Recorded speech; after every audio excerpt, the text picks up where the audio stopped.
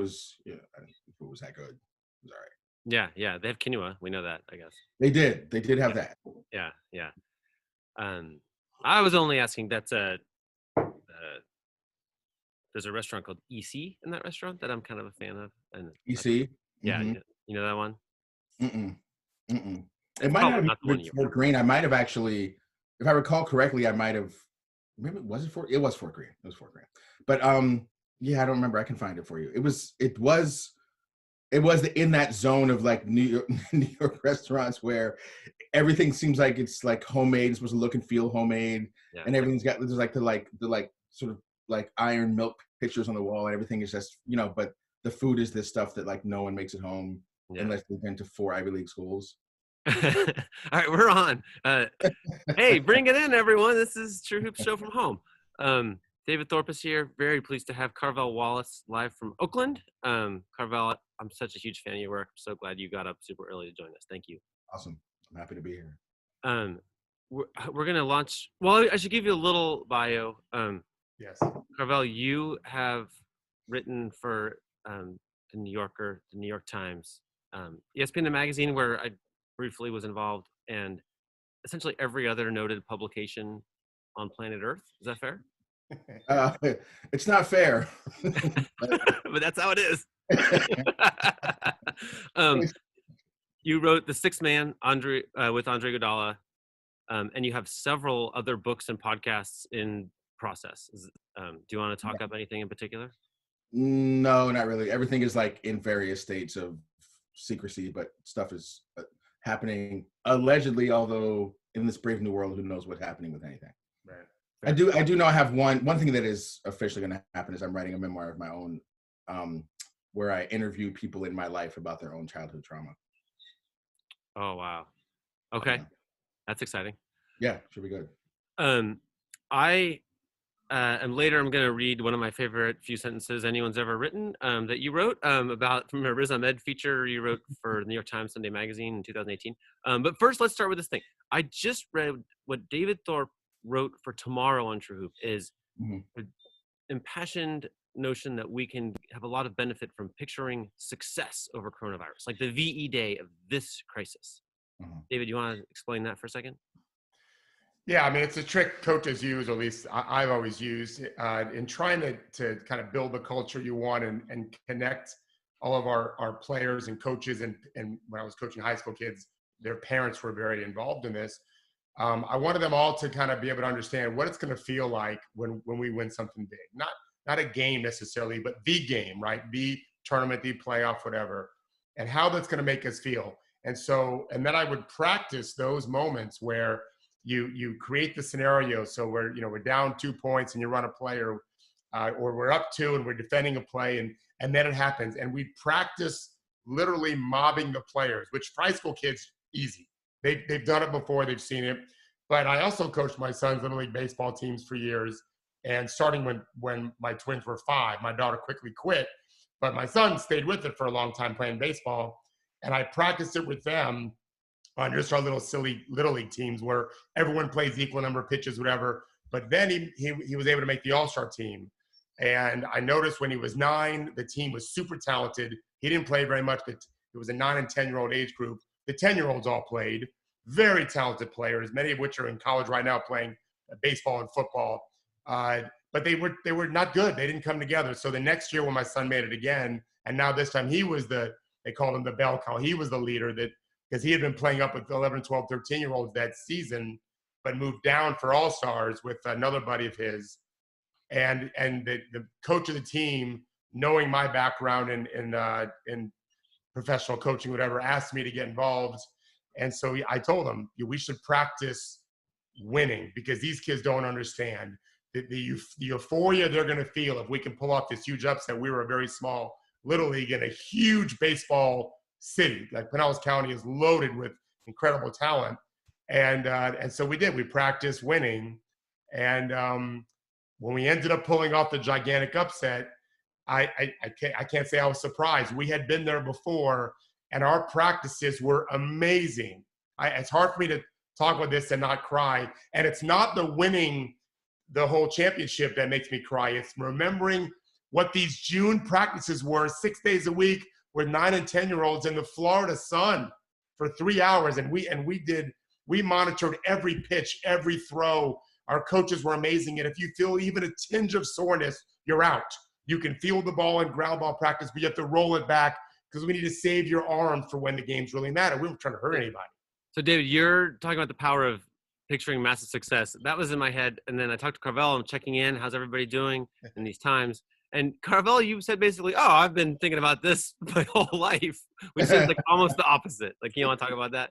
Well, I mean, it's funny. I don't know that it's the opposite. I mean, I kind of think that, like, the way I see the world, like, opposites can be true. I mean, that's probably what makes me a writer, is that I tend to, like, be able to see how all things can be true. So, like, but from my own experience, one thing I've learned about myself in this time that I've always done, but I think I just realized it, especially when I started talking to friends who don't do this, it sort of like highlighted how much I have done this, is that I always have thought through every possible scenario, even the scenarios that are like the worst ones. Like, even when I'm like, and I've even did that before this. I mean, when I was a kid, I would just be like, wow, what if my parents didn't come back? What if I like got hit by a car? And then I would just like think it through. I just would like go through the whole process. In high school, would be like, what if I get shot by police? What if I get shot by gang members? What if I end up in prison? And I would just like think this stuff through. And the only thing I would ever come away with is that, well, I guess that's a possibility. And then I would kind of go on with my life. But like, something about coming to emotional terms with it as a possibility somehow seems to have helped in some weird way that I'm now realizing. Maybe, who knows? It's only weeks. Acceptance. But like, but there's something about coming to, like, for me, about coming to emotional terms. Because look, the main thing here is that, to use a sports metaphor, death is undefeated, right? So it's 150 billion and is the record. And so the question is, at some point, everything that we lose or suffer with or struggle with, really, when I think about it, and this isn't my idea, it's just something that I've learned from like all my other experiences in the world and talking to people and whatever, is that a lot of it comes down to fear of death of some type. And a death is anything. It's like an actual death of a person, or just like the death of an idea, the death of a reality, the death of a moment. All these things slip through our fingers. No matter what we do, they ultimately slip through our fingers. And the most frustrating part is, like, we have control over that, but we don't have ultimate control. So the whole time we're here on life, on earth, we're like tasked with trying to exert control over whether or not things go away, or we lose things that we love, or don't get things that we want. We are sort of like, we can keep trying to do stuff, and sometimes it works. And so we're like, great, that worked. I guess I'm kind of in charge. So then you go do more stuff, and then all of a sudden it doesn't work. And then the person that you was so great, they just die for no reason. You're like, why? And I just think that that's a really hard thing to live with. And so I think that freaks a lot of people out. And for me personally, I found that that fear made it hard for me to acknowledge the truth. And like, the thing about it being a writer, the most unfortunate part about being a writer is that you have to always be acknowledging the truth. It's like, you just can never, like, you go to interview a guy, you're like, this guy's a celebrity, he's a great basketball player, he's awesome. And then you're watching him and you're like, he's kind of a dick, he's actually mediocre. And then you're like, fuck, now I have to acknowledge this fucking truth, because that's part of your job. I don't know how much, are we cursing here in this show? Yeah, we are, yeah. In front of my children yesterday, in fact. Yeah. Yourself. And so that's, so like, this thing of having no choice but to constantly acknowledge truth 24/7 is a little bit of it's like a thing you have to do as a writer, and or at least I have to do as a writer. And I think that has helped me a little bit, because in this situation, because there's so much I can't control. And that's the thing. And so I can't, my friend just sent me footage of people at Disney World right now in Florida, like aerial shots of like millions of people at Disney World. Oh, and I'm just like, well, there's a thing I can't seem to control, no matter how much I opposed. And they're like, stay the fuck home, everyone. I can't keep these, whatever these people are, from being on the beaches in Florida or at Disney World. I can't seem to control that. And that means that I don't have control over whatever the outcome will be of that, which I don't even fucking know what that is. And so I experience a lot of frustration about the things I can't control. And so that means that some possibilities that I don't want are still real possibilities. But here's why I don't think it's actually that opposite from what from what was being said before about, because when I think about these scenarios, I'm not envisioning a loss. I'm envisioning a coming to peace with reality, because in my opinion, that's sort of that's the real game. That's like the championship. Like the middle ground, like winning everything is like a middleman. The reason we want to win is because we want to be at peace. Yeah. That's the reason we want to win, because we want to feel good. We want to win because we want to feel like things are good. We want to win because we don't want to be upset. We want to win because we don't want to be sad. We want to win because we don't want to be angry. And the feeling of winning is better than the feeling of losing, because one is like winning and feeling good, and one is losing and feeling bad. And so part of what I think is that what I'm now realizing, and again, this is just me trying to understand my own weird habits that I've had ever since I was a kid, is that part of what I have been doing is trying to come to term, like trying to envisioning being at peace with the way things unfold despite my best efforts. Mm-hmm. And I think that for me, that might be the end game. And that's a lifelong practice. Like I don't just like do it and then I'm done. I wake up every day and have some kind of panic attack during this thing. And then other parts of the day I'm good. And then other parts of the day I struggle, and other parts of the day I'm distracted. You know, it's like you just go through it one moment at a time. Yeah. I don't know. That's my shit right there. This year, during a lot of times for me, I do notice in life that there's like, you know, terribly upsetting thing, right? That could happen. There's the potential of it. There's the anticipation of it. And it comes with it usually some kind of evidence, right? There's some kind of like, oh, like one of the numbers that's probably in all of our minds is like 40 to 70% of Americans may be infected with this virus, right? And you can play that out in your head, and basically a little voice will appear saying, no, we need that not to be the case, right? We don't want that. That's going to feel bad, right? When you're talking about that writer brain, which is a little bit like, okay, so that's pretty scientific based assessment. It's probably going to happen that way. So what's next after that? How are we going to live in the reality of that, right? And there's that little pivot is, I think, usually if it's stymied by emotion. Yeah, I think you're right. And again, like I think it's more like we don't want that. I'm going to do everything in my power to stop that.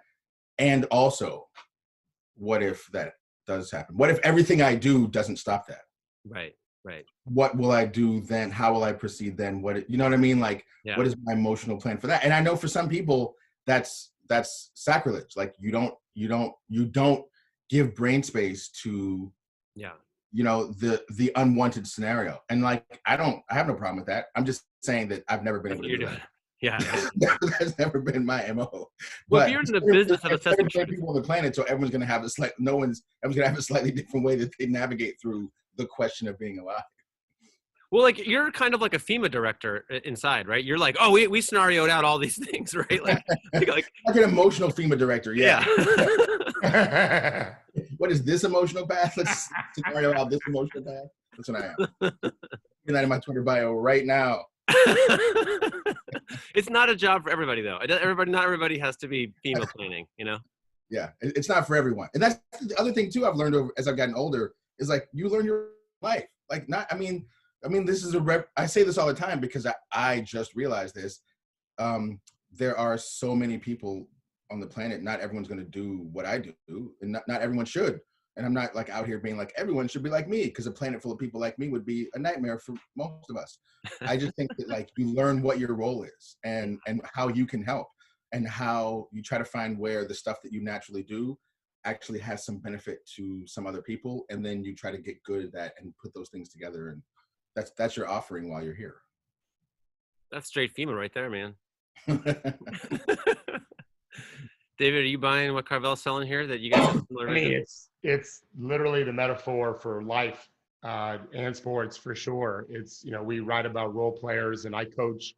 I'm lucky enough to coach guys that have scored a ton of points in the NBA games and guys that don't shoot very much, and each needs the other. And when you try to be someone you're not is when you get yourself in trouble on the basketball court. And it's the same thing in life. And Henry, you dealt with this with me today. When I was in college, every Saturday morning we would meet in the nearest projects to where I lived, where I played every night against the local guys who were very good players, and the games were amazing. But on Saturday mornings, it was empty.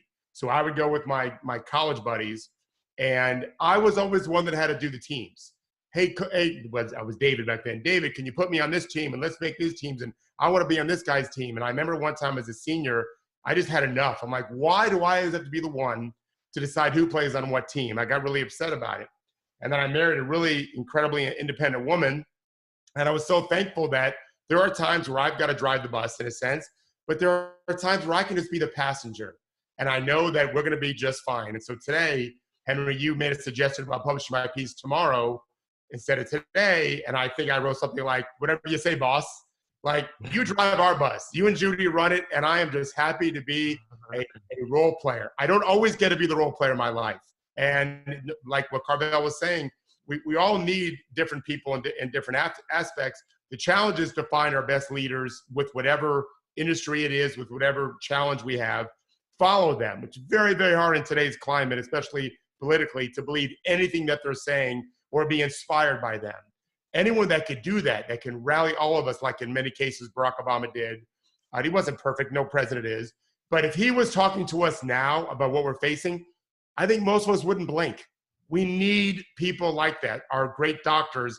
I read a great tweet today from the Johns Hopkins guy who runs their special center regarding things like pandemics. And he had a 24-section tweet that was just perfect, letter perfect. I believe every word he typed. We need people like that. Now's not the time to argue with them. That David, your friend Steve Shenbaum came and talked to our ESPN staff, and he said this phrase while he was there to me. He said, "Look, you have a lot of young writers who work here, and they're going to wonder how they can become the successful ones that make a lot of money working here." And he's like, "Tell them to earn the right to be heard." Yeah. And that's to me like in this crisis. I think a lot about the like thinking fast and slow and the way our brains work, and Daniel Kahneman's book, and thinking fast is emotional, right? And thinking slow is more analytical and reasonable. And like this person, like you're talking, I feel like I've encountered, largely through social media, these people who have earned the right to be heard right now. Right. Mm-hmm. And it feels very calming to be like, oh, you guys, you're like Carvell, you've been thinking about this for a long time. Right? You got this all planned out.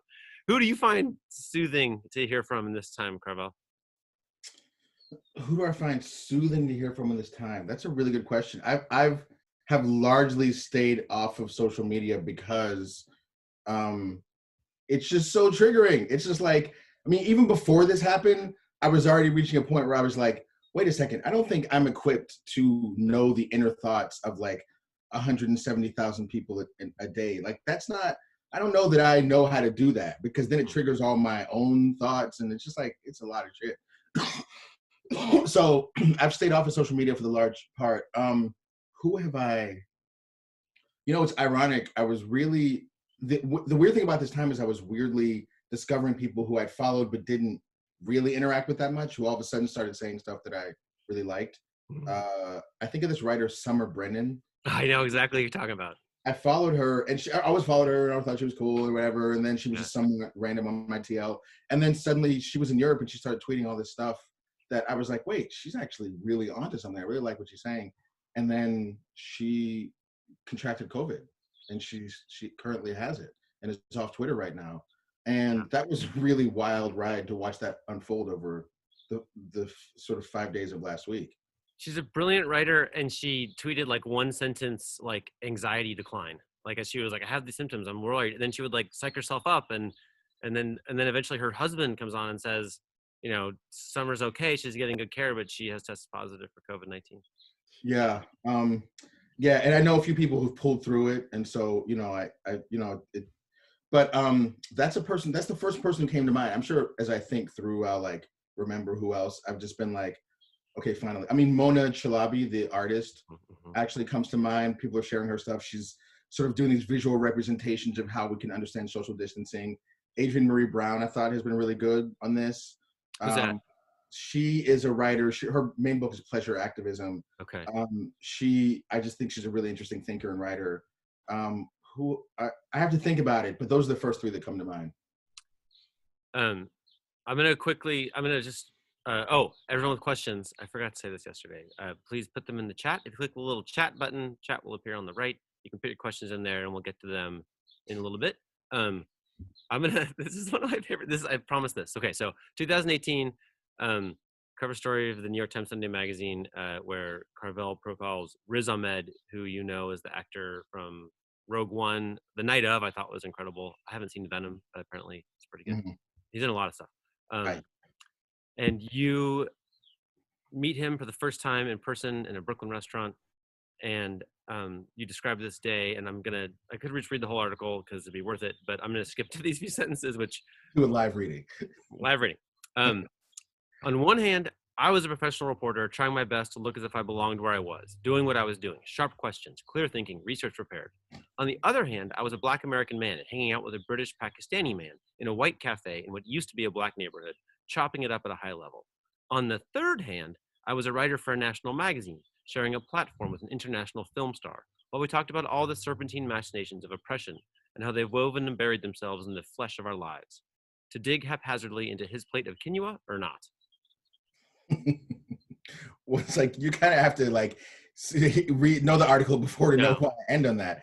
But like, I like it just like that. The problem was we sat down to talk, and he got there, and the thing about a lot of celebrities is that they're incredibly charming. That's one of the reasons why they're celebrities. And then as being celebrities, and I think I don't find this to be the case with athletes as much, but definitely with with personalities. But even athletes who've been famous for a long time, they learn to pick up a little bit of this charm game or whatever.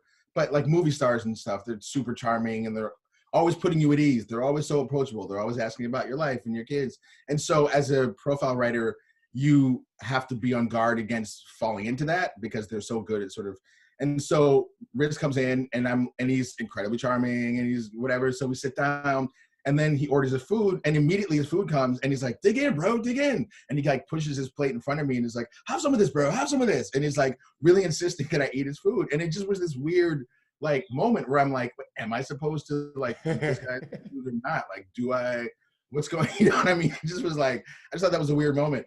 But the thing about writing about it, like you could just have that moment and then just proceed to writing the profile. But it made me realize that like so much of that Riz Ahmed piece, what was interesting about him is how he uses identity to navigate the world and how he's an actor. So obviously there's like identity stuff in there just with the sheer act of being an actor. But there's also just, when he told me his life story, it was this story of like growing up as one kind of person being sort of transported to this other world of like highfalutin like British public schools, and then having to navigate the world in all these ways that bring all these influences together. And so when I was writing it, I was thinking back about that moment where I was trying to decide whether or not to like eat his quinoa with him or not. And I was like, oh shit, I was having the same experience that he has, which is all these identities that I have all layered and I'm not sure which one is the right one to pick for this moment. And so when I put myself in a piece, I try to do it if it lends insight into something that the subject is experiencing, so like I will put myself in there because there's a story that I can tell intimately that happens to shine light on the story I'm trying to tell about the subject. And so that identity one felt like to me the one that I was trying to tell about Riz. So I put that in there. And then he gets delighted by this. Is it a Humvee that you see a few minutes later? Oh my God, that guy.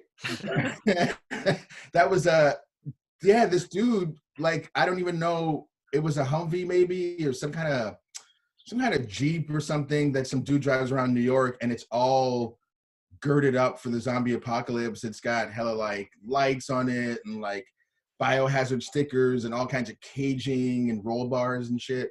And this guy pulls up next to us in the Uber, and I'm like, wow, look at that. And I'm ready to go on my interview, and Riz like there's no just look at that with him. It's like, now we have to engage this. So it was like, hello. He rolls down the window. He's like, hey, bro, hey. And so the guy rolls down his window, and it's this Hasidic Jewish dude, which we're like, whoa, what the fuck? And then the guy explains that he's like a stunt man, but he also is a clown, but he also does kids' birthday parties. And he's French, right? He's French. He's a French Hasidic Jew who's riding around New York in a zombie-proof vehicle who does kids' birthday parties. I love that. as one does, and literally, I mean, one does, and that one is him. Right. Um, and so we rolled the window, and Riz is just like, did you see that? Did you see that, bro? That's exactly what I'm talking about, bro. Yeah, like, no, like, exactly. Like, we didn't know that was going to be the guy. Like, that's him, you know? Like, that's what I'm saying. And I was like, he was so pumped. It was like, this is his worldview, is that you never know what's going to happen. And everyone is made up of all these different things, and everything is full of surprises. And I was like, felt like at the beginning of the interview, I'm like, he's just selling me on some shit. But then when we saw that guy next to us, I was like, we're not talking to this guy. Let's do our thing. But he insisted on talking to this guy. And then as a result, this other huge thing opened up. And that gave me some insight into the way he moves through the world, right? That he's like always looking to open the door to see what's behind it for interesting experience and content. I love that so much. There's like a lot of ways, a lot of metaphors would work here, but like it's like we're Russian nesting dolls of different like personalities, right? As someone who's like a white guy from Oregon who writes about basketball, I end up often face to face with someone who, like the quintessential example would be when Kevin Garnett was pretty young, and I was new as a basketball writer. I worked for I think this was for Inside Stuff magazine at this time. I'm a freelancer making like very little money, right? And at that time, I lived in Alphabet City, and it was terrible. There were, I learned what crack smells like, and there were heroin everywhere, right? It wasn't. I mean, called the Alphabet City, which is the sign that you're old. Yeah, I'm old. Yeah, for sure. Anymore, yeah. At that time, I was young, but I'm old now. So that was how I was living. I think the timing is right. Or I was in this house, which we bought for $140,000 because someone else was going to knock it down, right? I mean, the point is we were freelance writers, not making a lot of money. And I'm standing there with my arm up like this, because that's what you do when you're talking to Kevin Garnett. And they were asking a bunch of writers to ask a bunch of NBA stars to talk about whatever court meant the most to them growing up. And they were going to hire a photographer to go take a picture of that court. And then there'd be word from Kevin Garnett about, oh, I loved blah, blah, blah court in Chicago or South Carolina, or whatever. And Kevin turns to me and says, like, Kevin, can you tell me about one of your favorite courts growing up? And he's basically like, what the hell would you know about that? Right? He's like super mad at me for asking this question. And it's basically, I'd follow up, get nowhere, and drive home confused. I'm not confused. I get it. But I'm like, Kevin Garnett at that time was a multimillionaire living in a suburban mansion in the Twin Cities, right? And I just felt like, yeah, I know why he said that, and he's right. But I also know that we're also these other Russian nesting dolls going outside. We're like, I live in a falling down house, and you live in, I later saw photos of it, like the most sort of fantasy of the safest life you could possibly have. Right? Yeah. Like, we're all those things, right? And you put it way better. But to me, the ultimate lesson, which matters now, is we're all not that different. Yeah, that really does matter now. I mean, the thing about Kevin Garnett, this is what I love about basketball players like Garnett. He's like this. Andre is like this. Andre's like this. Players that are like this, but they have they have different ways of showing it. Yeah. But they will troll you, and that's trolling. I mean, that's what Kevin Garnett's doing before that's a term. Yeah. But he's like, that's really purposeful trolling. It's not just trolling just to fuck with you. I thought Iverson did this a little bit too. It's trolling in a way that forces your attention on something he wants your attention to be on, and that you don't really have an answer for. And as a person who grew up poor, I can tell you that, like, when you grow up poor, even if you make a lot of money at 17 or 18 or 19, which I obviously did not do, but I suspect that those experiences don't erase. Yeah, they change a lot, but they don't erase the core imprint of that experience for you.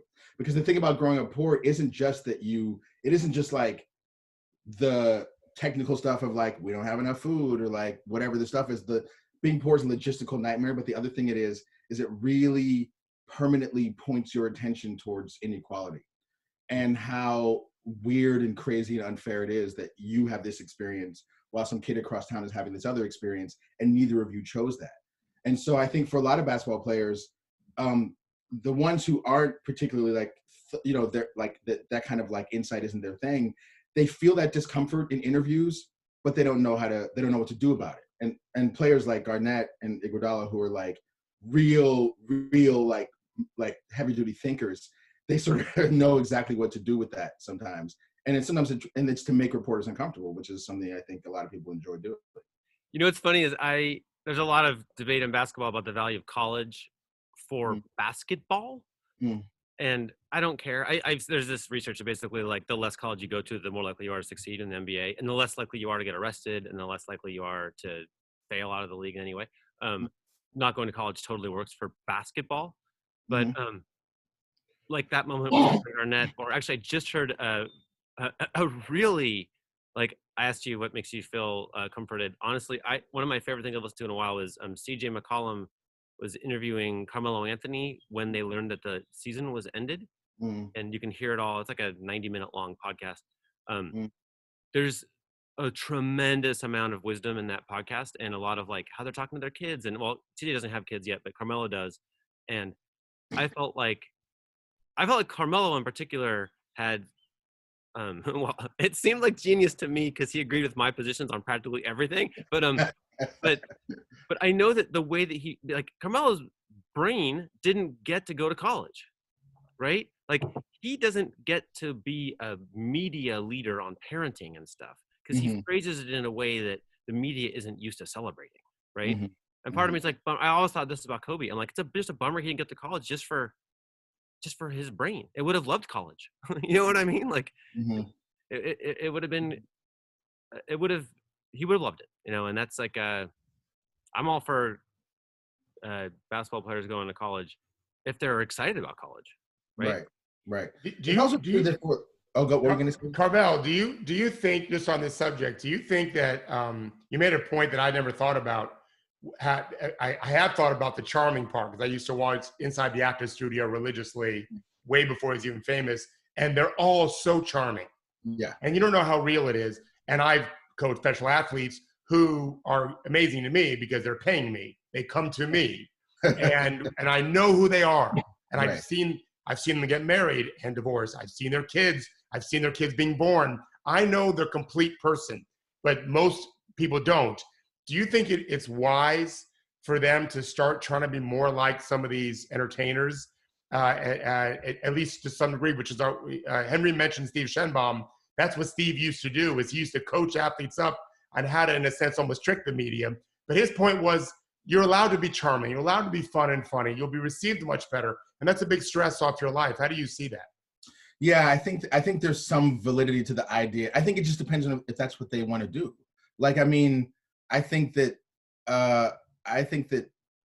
it's different for athletes than it is for actors. Actors go into the profession largely, not always, but in many cases, because they really wish to be liked and adored and have people celebrate them and like think that they're awesome. And there are a few actors who are in it because they're like athletes of acting and they honestly could not give two shits what you think of them. And those, you know, but like, I think that's the minority. I think most actors are, you know, like acting and they also like people liking them. I think athletes have a lot more varied reasons for going into what it is, or rather, like probably fewer of them are there just to be liked. And so I don't know that that's the path for everyone. Probably just like when a guy comes in the NBA and there's like a little bit of financial management workshop and sort of like probably everyone could use, and I'm sure they have this is my understanding, some level of like media training around how to like navigate, how to communicate. Because people have to deal with media, that's part of the job, and dealing with media is a direct impact on your experience with the profession. So it might behoove you to learn how to navigate the media in some way, shape, or form. But I don't think anyone should have to do that if they don't want to. Some people really want to do that, and some people are like, the less of this, the better. And I think that's a truly respectable position. I mean, it's a weird thing with athletes in the media because when an athlete doesn't do the media performance, people are always like, well, you wouldn't be here if it wasn't for us. And I think I understand the logic of that. I also think that's like, just kind of like uncomfortable and painful. And I don't know. I think there's so many athletes who wish they could just play the sport. They're like, what else do you want from me? Okay. Like, I have been for decades. I've been out here. I've been like breaking my fingers. I've been like grinding my meniscus into a nub. Like you have no idea. 3 a.m. I've been here. Midnight. I've been here putting up shots. I'm like literally giving you everything. Now you're mad because I won't answer like 2 questions after a game. Like, come on, guys. Like I literally came out here and gave you like everything. And I think a lot of athletes feel that way, and I think there's some validity to that. But I would make a pitch that the way we normally cover sports, right? So is like AP style has been the history, right? And there's never going to be a game story. So your game ends, you've worn your meniscus down, etc. You're there exhausted after the game, and then here come a bunch of people who will not put in the story that race was part of what happened today, right? And a bunch of other issues, right? They just like maybe you have mental health challenges, whatever it is. It's not going in that story, right? It's you earned it or you didn't earn it. It's these very sort of simplistic, like sort of wiping away of the things that you care about. So for a lot of players, I think that's just fine. That there's that scene in Bull Durham where basically the older player teaches the younger player just to like say boring things and not make news, and like that works pretty well, right? Yeah. Then there's people like Andre Iguodala. Now I'm going to pivot into your book with him. He made a lot of. So he does want to talk about these things, right? He doesn't want the version of the story where race plays no role, right? He wants to introduce that and put it in your face, and he taunts reporters every day with this. They're vulnerable because they don't have a way to really get into that. It's changing a lot, but it is if you're writing the Riz Ahmed story, fine, but he doesn't have that every day, right? So he said this thing. Someone asked him about which day they're going to travel or something, and he said, "I do what masters say." And then you write a couple pages, you two together. And then he says, explaining why he said that, which everybody on SportsCenter freaked out about, whatever. He says basically like, I feel so lucky. He's, in the top 1% of earners and is in the NBA and the dreams come true. And now I'm quoting. But we still have to live on Earth, don't we? We still have to face challenges. They see us as basketball players and that's all. But basketball is going to end one day for all of us. And how are we going to adjust to reality? I feel a responsibility to keep my guys, my rookies, and my teammates aware. I guess kind of feel like this thing that training yourself to talk to the media might train you to message that in a more successful way.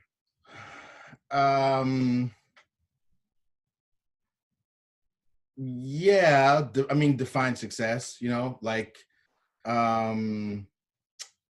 think, I never asked Andre if he had it to do over again, would he do it the exact same way? But the fact that I spent all this time with him and I still don't know the answer to that question says something, right? As opposed, because nothing he said made me feel like he was 100% like, wow, that was when I really fucked up there. My God, I wish I didn't do that. That's not the vibe I got. I mean, sometimes you have to go into battle and just, sometimes you have to court chaos in order to like do what you need to do for yourself. That's just the nature of like being alive among other people. So I don't know that the idea, I question the idea that like if everyone was really good at media, then that would be better for everyone. I don't know that I buy that idea wholesale. Andre is actually pretty good with media. In other words, he's smart enough to understand how media works. That moment was not a moment of him not being good with media. That moment was a moment of him choosing to put that aside for because he had a feeling so strong in him that he wanted to come out. I'm just not bad with media. Like that's not. You read his book. That's not. You know what I mean? This is a guy who knows how to talk, how to organize his thoughts, how to understand things in multiple layers. You see him in conversations with like tech people, and like Andre knows how to do what we do. It's not rocket science. It's just that in that moment he didn't want to, and I don't think all the media training in the world could change that. Totally. Yeah, I don't disagree with any of that. I think I'm thinking more like the way you discussed race and its role in the Riz Ahmed story. I feel like an average reader would come away with, wow, that's present every day, and I'm only aware of 1% of it, right? Maybe you disagree, but whereas what Andre said and the way SportsCenter predictably handled it, I think the way most people encounter that instance are like, wow, Andre's really fired up about this thing.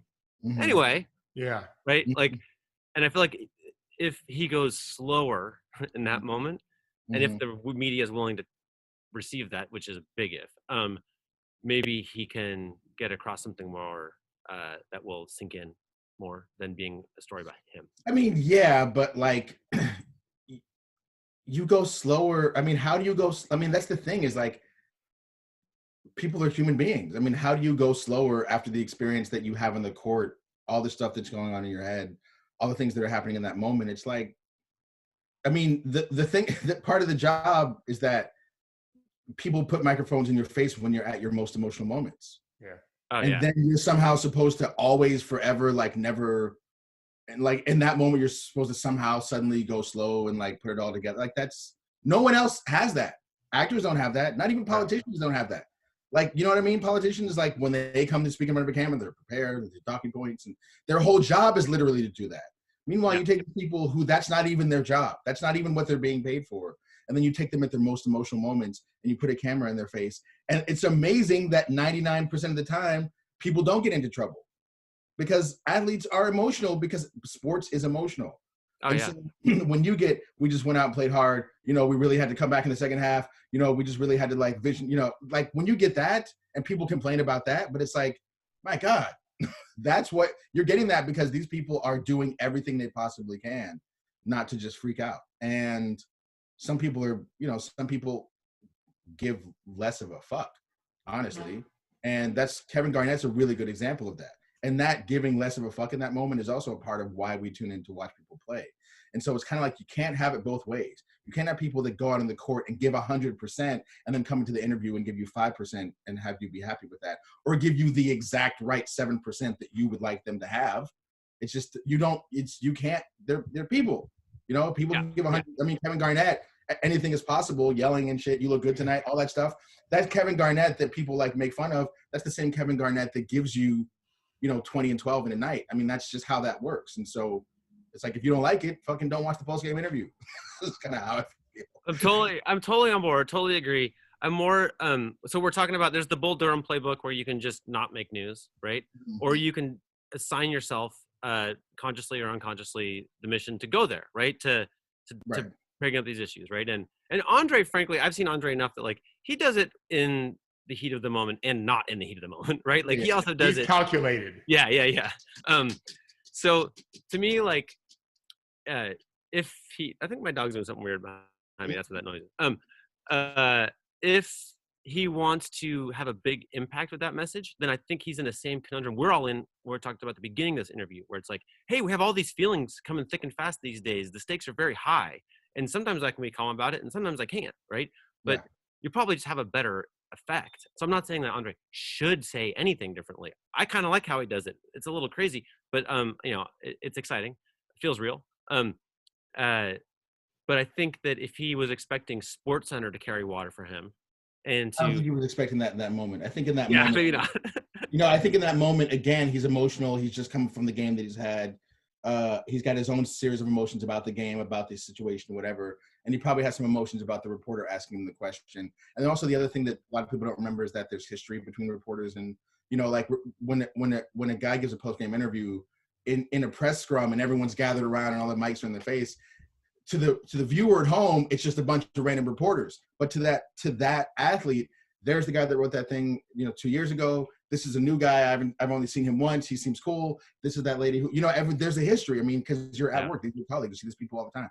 And so, so again, I think that that was probably a factor too. There was something about the experiences that these two men have had with one another that led to that answer. And is it ideal? No. But again, like, I just question, what is the point of being ideal all the time? You know, I mean, that's the thing. Like, anytime you talk about race, like, people have talked about race every possible way. Have they not? No one, there's not going to be a new wave. There's not going to be a new wave for like African Americans to talk about race in America. Like, no one's going to invent a new way for that. People have done it every way. They've been angry. They've been articulate. They've been great. They've been peaceful. They've been strident. They've been everything. And we are where we are. So I think for some people, they're just like, kind of how I talk about it actually doesn't matter as much as it might be led to believe. And I think some people have this feeling of like, they reject the argument of like, well, if you talked about it this way, then you'd have an impact. And it's like, people have talked about it this way and look where we are. So it's kind of like, I think frustration just comes through. And again, I think a lot of people who really are big thinkers like Andre see the game big enough to know that yes, you don't want to put yourself in an uncomfortable position and just make your days hellish, but it's not the end of the world if you make some people uncomfortable, because that's just the nature of the conversation. And he also talks about it in so many other ways. He talks about it in the book. He talks, I mean, it's like he's got a whole career of talking about it. And so I think that, that night is like rocky and funky and probably not ideal. And if he feels any difficult way about it, probably has more to do with like, he feels like he wishes he hadn't kind of like let his emotions get the best of him in that moment, just as in the way that all of us generally hope that we don't do that. But I also don't know that he feels like, man, I really fucked up and like didn't talk about race right, and now I like set race conversations back. I don't think he thinks of it. Yeah, the bigger obligation is on like the media to address these issues better, right? Like, we have some questions. We're almost out of time. That went fast. One question is, can you foresee a time when they just don't have post-game interviews?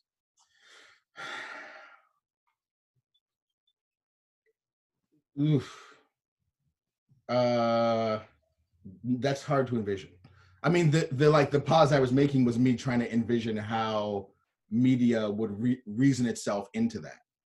And I can't see the methodology by which media would reason that, because like based on what, like, what's the advantage for ESPN or TNT or whatever?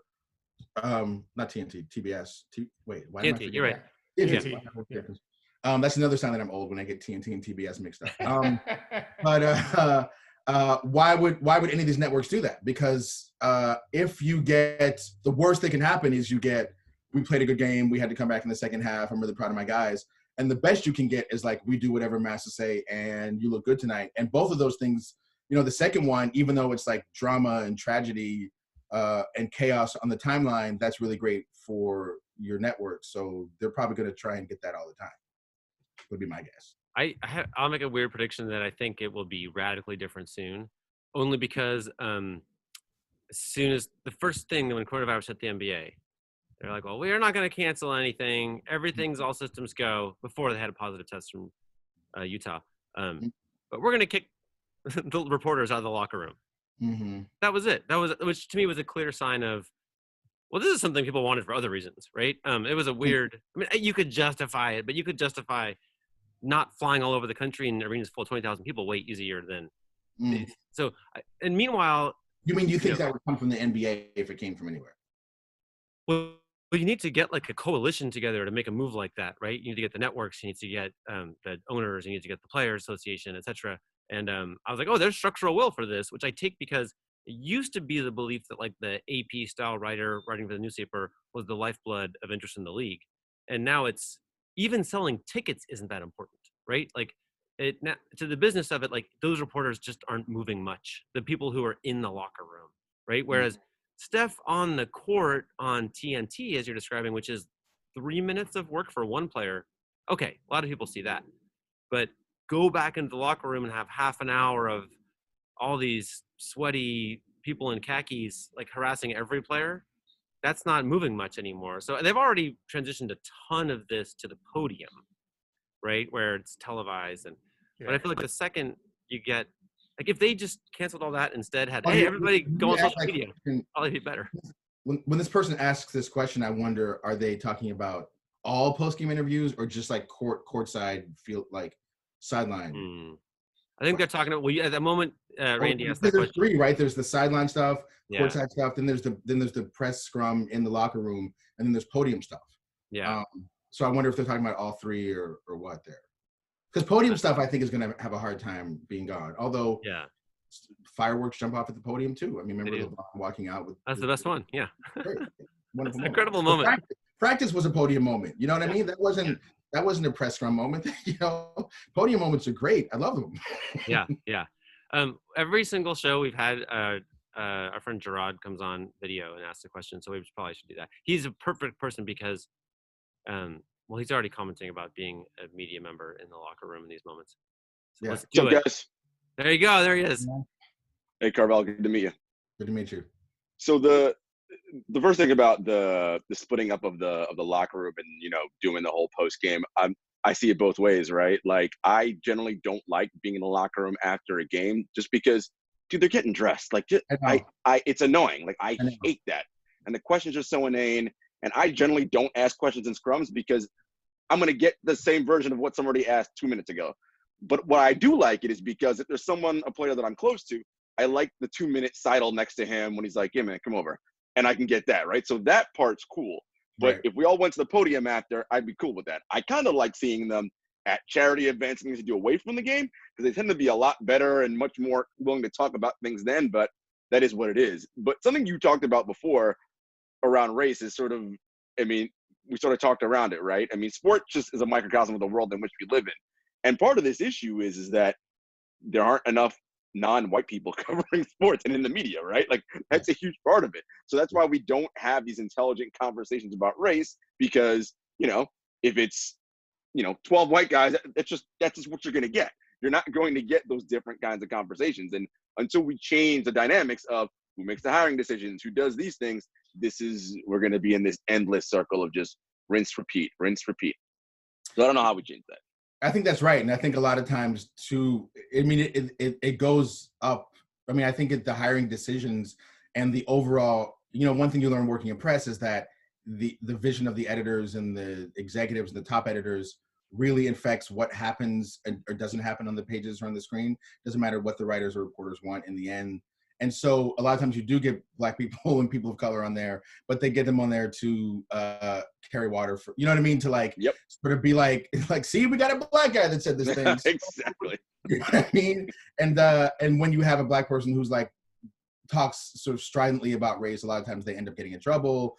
And then, you're race baiting. Yeah, exactly. And the media is like, no, we support our person, but then secretly they go on vacation and then never come back. So why are we talking about Jamel Hill all the time? I'm not talking about anyone in particular. Get that there person. Let's call them Jabal Bill. But yeah, so to me, that's like, I think getting one or two, it's really hard to be the one Black person on the staff of white people and among an editor leadership of white people, among like an executive leadership of white people, because you're always trying to convince everyone on your staff of stuff that you know to be true. And they're just like, citation, please. And you're just like, citation is my dude, I know it. I just know it. I know. You know what I mean? And so I think that, I think you're right. It needs to change like at much higher levels. Gerard, what's the press corps like at a typical Nets game?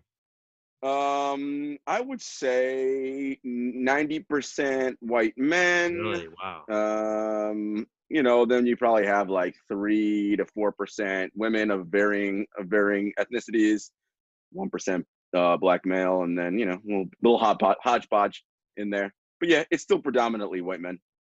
And that's not a bad thing. Henry and David are two of my favorite white men. Very kind of you to say. Thank you. That's not a bad thing.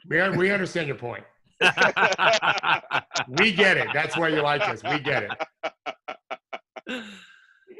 I thought Brooklyn would be league leaders in diversity. I mean, look, it's not empty. It's not a monolith, right? I mean, there are a few of us in there, and it's all different kinds, like Hispanics, Latino. We have some mixes in there, but it certainly isn't representative of what's on the court. That's for sure. Mm-hmm. No. Yeah, there was a really sort of creepy thing that happened in my life was we started the Troop Network. The Troop was a blog, and then it's acquired by ESPN, and we were going to sort of bring in affiliated blogs so that we could shine a spotlight on them. And lots of careers started that way. I felt like it was the most race-blind thing that had ever happened because we were just reading people's words, and if they were, showing up and updating it regularly, and it made some sense, they were invited, right? And in many cases, we didn't know the race of anybody. But this super creepy thing happened, which was they were all white guys. Right.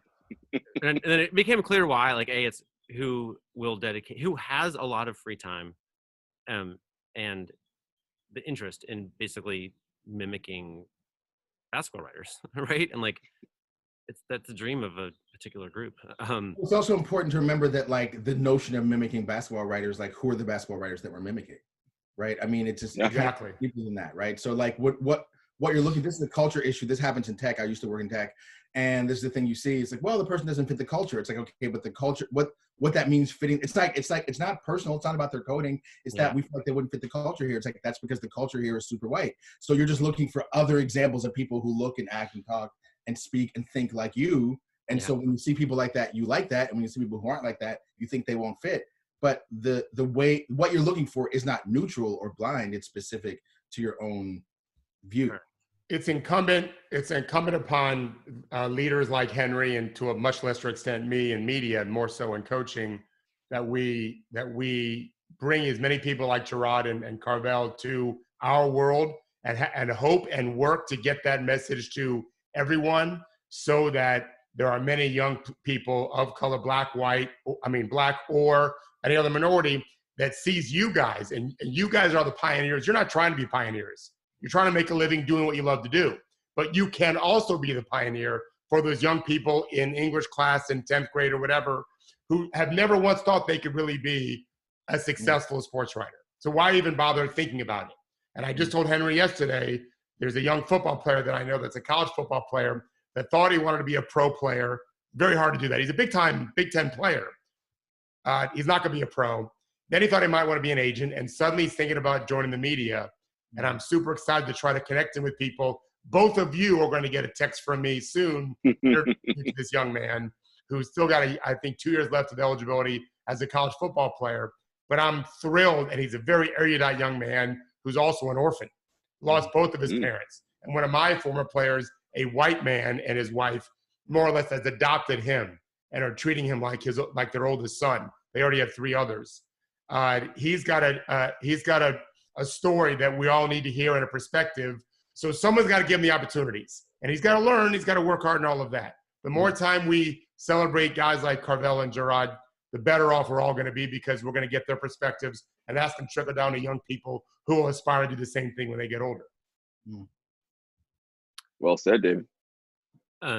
We are overtime. Carvell, you need to drink more coffee, I'm guessing. Is that what's next? Pretty good, as you can see. I'm fired up at this point. Okay. Well, listen, I really appreciate it. Does anyone have anything they want to add in closing? These have been fun. Love it. It was good. Yeah, it was great. All right. I meant a lot. This felt great. Thank you guys so much. Hope everyone's doing well, healthy, staying inside, washing their hands, all the things we're supposed to say right now. Please. I mean to say all those things. Please. So we'll be back tomorrow. Thank you ever so much, and we'll talk again soon. See you guys. Thanks, guys.